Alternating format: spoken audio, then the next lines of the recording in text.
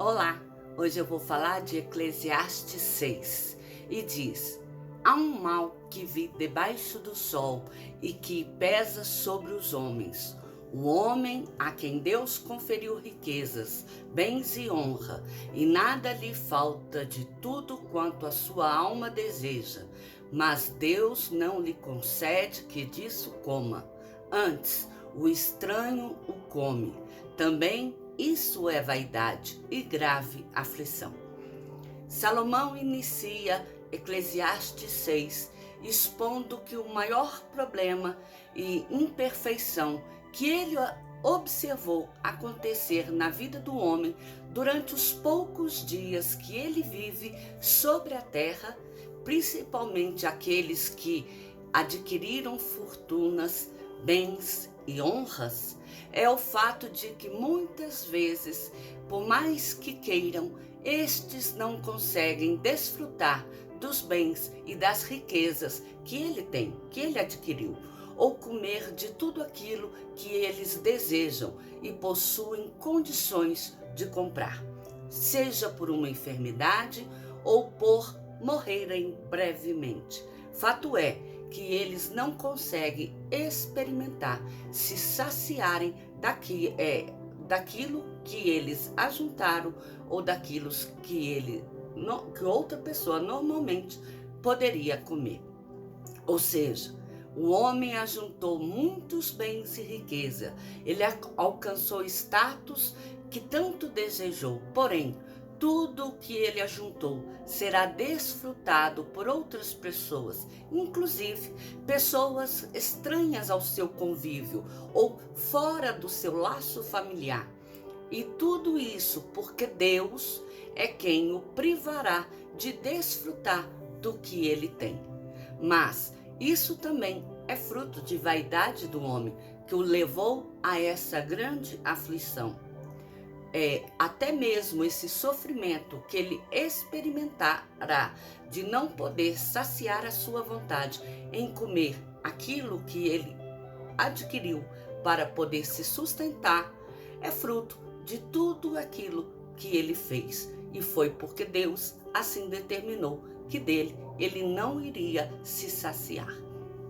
E continua Eclesiastes: se alguém gerar 100 filhos e viver muitos anos, até a avançada idade, e se a sua alma não se fartar do bem, e além disso não tiver sepultura, digo que um aborto é mais feliz do que ele, pois debalde vem o aborto e em trevas se vai, e de trevas se cobre o seu nome. Não viu o sol, nada conhece. Todavia, tem mais descanso do que o outro, ainda que aquele vivesse 2 vezes 1000 anos, mas não gozasse o bem. Porventura, não vão todos para o mesmo lugar? Nessa parte do capítulo, a meu ver, está a parte mais dura da constatação a qual Salomão chegou ao analisar as coisas a respeito do homem e dos muitos bens e riquezas que ele juntou e conquistou o status que desejou aqui na terra, além da oportunidade que ele teve de viver muitos dias sobre a face da terra. É que, embora o homem tenha conquistado tudo o que quis e vivido muitos anos e gerado muitos filhos, aqui dá até um exemplo de numeração, 100 filhos, mas pode ter sido menos, o fato é que a sua alma, ela continua seca. E isso porque o homem não alcançou a paz e o regozijo que tanto almejou. Tudo isso porque os seus olhos estavam voltados apenas para as coisas perecíveis e que não possibilitavam a ter um relacionamento íntimo e verdadeiro com Deus que o criou. Logo, toda a sua conquista foi vã. Os frutos não servirão para a eternidade. Salomão demonstra aqui ainda a inutilidade do trabalho que o homem empenhou na conquista de tudo, comparando as suas obras com um triste e lamentável ser humano que é abortado antes que o tempo de sua gestação chegue ao fim, antes que os seus olhos, os seus sentidos consigam ver e perceber a vida fora do interior uterino.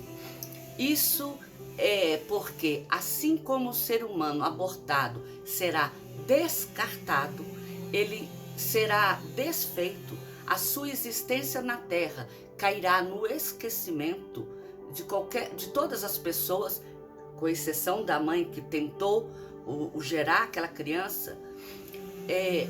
O homem que muito realizou e juntou bens e riqueza, ele também cairá no esquecimento das pessoas com o passar do tempo.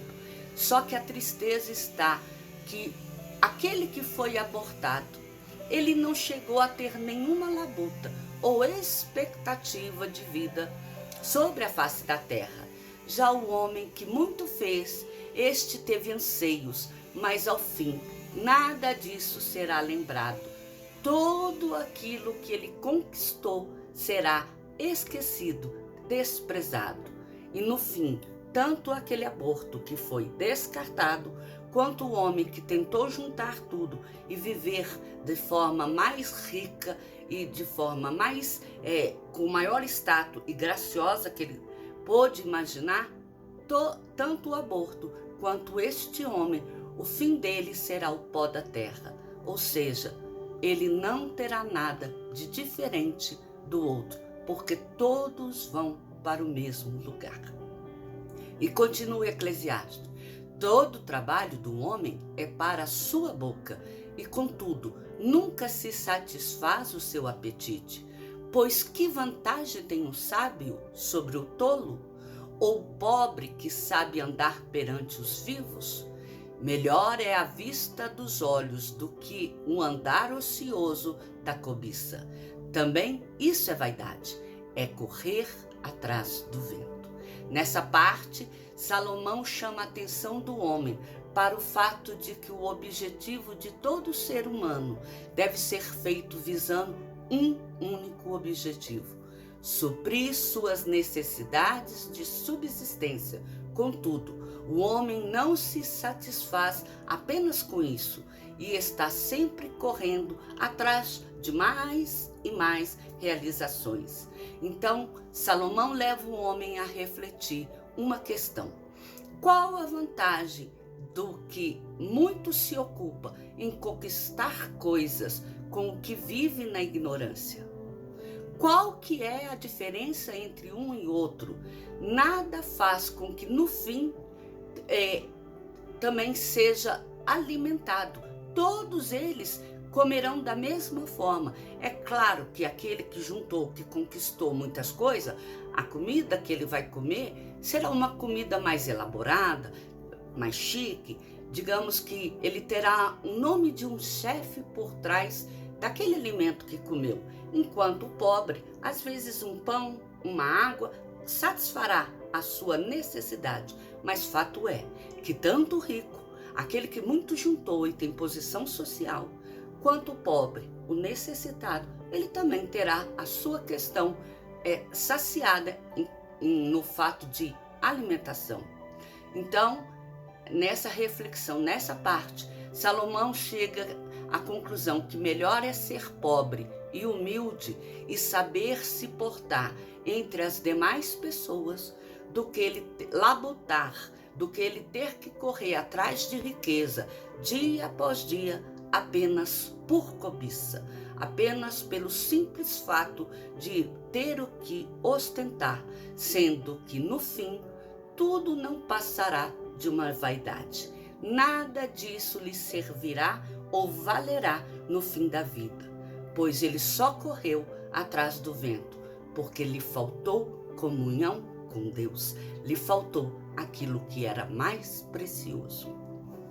E continua Eclesiastes dizendo: a tudo quanto há de vir já se deu o nome, e sabe-se o que é o homem, e que não pode contender com quem é mais forte do que ele.